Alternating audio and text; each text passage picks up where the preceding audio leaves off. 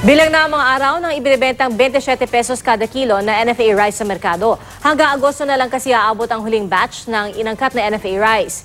Paano na ang mga umaasa sa murang bigas? Madaling araw pa lang itong Martes, ganyan na ang pila sa Pasig Public Market para sa NFA rice. Sa halaga kasing 27 pesos kada kilo, mas abot kaya ito kumpara sa regular milled rice na nasa 39 hanggang 42 pesos. Paano na ang mga umaasa sa murang NFA rice ngayong mahigit 500,000 na metric tons na lang ang rice inventory ng National Food Authority para sa buong bansa? Walang NFA rice in the market after August, after we have already done with yung market participation. Kanina, diniskarga na sa Subic ang huling batch ng bigas na inangkat ng NFA.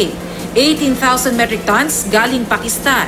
Mamimili pa rin naman daw ang NFA ng palay mula sa ating mga magsasaka, pero para na lamang sa buffer stocking. Para saan lang? For man-made and natural calamities and in times of emergencies. Sa barko, nag-alay ng awit ang ilang NFA employees para markahan ang uling beses na pag-angkat nila ng bigas. Halos 2,000 empleyado ng NFA ang mawawalan ng trabaho dahil limitado na ang trabaho ng ahensya matapos maisa batas ang rice tarification. Malaking dagok sa kanila dahil kung mawalan nga sila ng trabaho, kung breadwinner sila.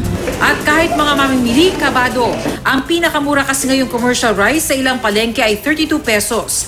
Ang 5 pisong diferensya dito, dagdag na rin sana sa pambili ng ulam.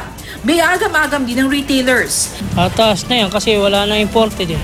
Hindi pa matiyak kung magiging magkano ang pinakamurang commercial rice ngayong mawawala ng NFA rice. Bagamat sabi naman dati ng gobyerno, inaasahang bababa ang presyo ng bigas at mawawala sa eksena mga rice cartel na nagdidikta ng presyo.